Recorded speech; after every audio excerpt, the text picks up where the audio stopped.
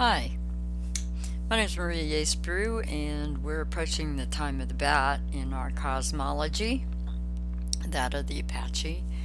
And so I wanted to share a little story with you that I grew up with as the bats come out here at our ranch in San Diego. It's that time right before the fall equinox where, the fruit's starting to fall off the trees and bugs are starting to gather on everything that's rotting that hasn't been taken care of. And so it's a good time for the bat. And it's sweet because sometimes we find ourselves dodging them as they're coming in around the horse pasture to feed. But anyway, this is a story that my cousin told me long time ago. And it actually starts out long ago. Grandfather's sun started to rise.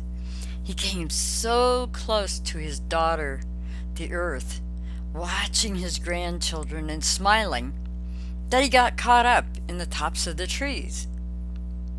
As grandfather tried to free himself, the more entangled he became. So the next morning, grandfather did not rise. At first, all the human beings did not notice, but the birds and the animals did. Humans woke up, then went back to sleep, thinking they had made a mistake in telling time, and so did not get up. The first animals to notice were the puma and the owl, who lived awake as the guardians of the night.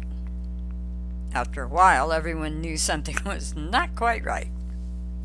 They gathered together to hold a great council. "Grandfather has gotten lost," said Yellowtail Eagle. "We must look for him," said Grandmother Bear. So everybody went out to look for grandfather. They looked in the caves and deep in the forest, in the mountain crevices and swamp marshlands, but grandfather was nowhere to be found. No one could find him. Then a small brown squirrel started jumping from tree to tree to tree, going farther and farther into the east. At last he saw a glow. He climbed up and up and up and saw that it was grandfather. Grandfather was pale and weak. "Help me, little one," grandfather said. The brown squirrel came close and began to chew at the branches in which grandfather was caught. The closer he came to the sun, the hotter he got. The more branches he chewed, the brighter grandfather became. "I must stop now, grandfather," said the small brown squirrel. "My fur is burning. It's all turning black." "Keep going," said grandfather. "We're so close now." The small brown squirrel continued working, but the heat of grandfather was growing and was so bright he could barely see it. "My tail is gone, grandfather. I have to stop." "I'm almost free. Soon, little one." So the small brown squirrel kept going. "I cannot see, grandfather." Finally, the branches were freed. Grandfather broke free and rose up into the sky. The love of dawn spread across the land, and it was day again. All over the world there was celebration. The small brown squirrel was blind, and his tail had burned away, and his fur had turned black. His skin had stretched from the heat, and he clung there to the tops of the tree, unable to move. Grandfather looked down at the small brown squirrel who had sacrificed so much love